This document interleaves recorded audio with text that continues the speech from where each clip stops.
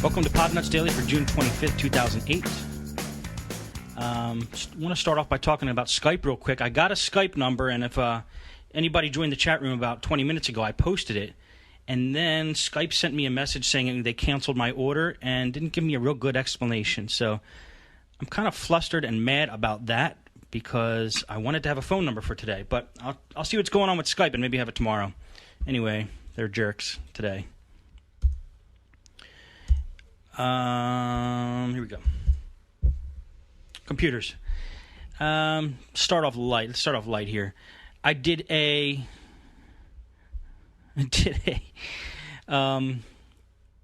job today. I'm just reading the chat room. If you guys will see me laughing just randomly, I'm not crazy. I'm just reading the chat room. I did a job today, wireless setup, and basically here was the deal. Yesterday we went and installed a wireless adapter, a wireless G Belkin adapter. You know, $30 standard wireless G adapter. Now, we put it on a desktop computer, and the computer was right on the edge, I guess you could say, of where the router's signal could actually reach. And the funny thing is, you know, if you took a laptop over there, you would get the signal. But this Belkin G on the desktop was very on the edge. It would get the signal sometimes, but it would usually fluctuate between low and very low or medium signal. And we thought it was okay. We tested it out pretty good. Went to a couple websites. It seemed to hold the signal, and then we left. She called and said, look, it stopped working. So, you know, with the fluctuations, it must have been connecting and disconnecting. So I didn't want to get her a new router because I've had different experiences with cards or wireless B adapters, USB wireless G adapters. Some are stronger than others. Some get a better signal than others. So I went and I bought a Linksys Range Max, and I went and replaced the Belkin with the Linksys Range Max, and still it's a low signal. I thought that some wireless adapters were able to receive a signal better than others or have more of an output. I'm open to suggestions. If anybody knows of a good wireless G USB adapter that's cheap, that has, you know, a real strong, it can receive signals easily, and even if you're on the edge of a network, can still pull in a signal pretty good, let me know.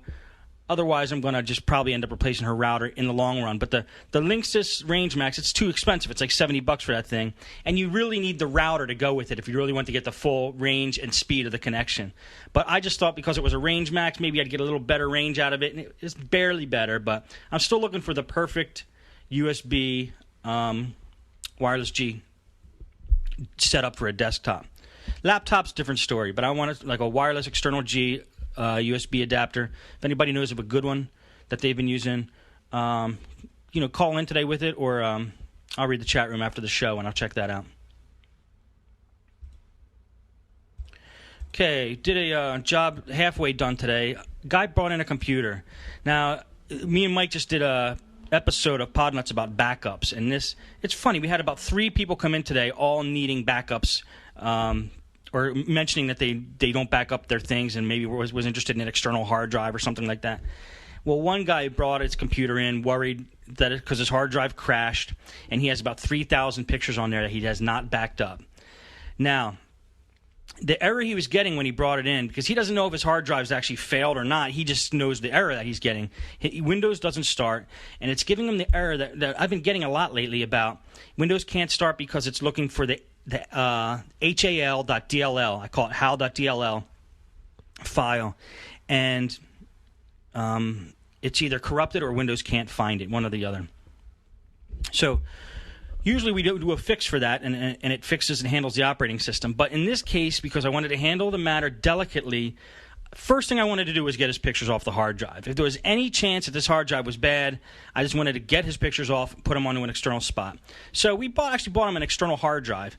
And I put in my Knoppix CD into his computer, kept his hard drive in, fired up Knoppix from a live CD, and went to see if I could access his hard drive from Knoppix.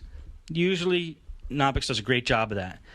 But in this case, we went to look at his hard drive, and his hard drive made a couple clicking noises, not too normal. Seemed like it was struggling a little bit.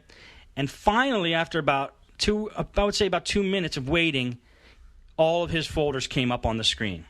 So we're like, okay, well, this is progress. we went to all of his pictures are stored in his My Pictures folder. So that's a motorcycle in the background if you heard that. It's not anything else, gas or anything else. If you heard that, maybe you didn't hear that, but it's loud in here. I should have shut my window, but too late. Anyway, let me get back to what I was saying. I lost my train of thought. What was I saying, guys? Okay, Knoppix. Okay, we brought up his folder, a picture of his hard drive. All of his folders were there. All of his pictures were stored in his My Pictures folder. So we opened his My Documents folder, and his user account folder was not there. There was the All Users folder and a couple other folders that Knoppix can see, hidden folders, but his user account folder was completely gone. And every time we navigated from one folder to the next, you could hear the hard drive still struggling along. It's just not acting optimally. So our next action was basically I have a program. I talked about it on the weekly podcast called Recover My Files, and I hooked up his hard drive externally to my desktop at the shop there, and I ran Recover My Files on it with a fast search. Recover My Files has like a deep search or a fast search. It was getting towards the end of the day, and I ran the fast search looking for his pictures. And it found a bunch of pictures, but none were the ones that he was looking for. So tomorrow I'm going to go in and do a complete file search, which is, I think the program really digs in and looks for files that could have been corrupted, damaged, formatted, or whatever, and tries to recover them. The program I'm using is Recover My Files.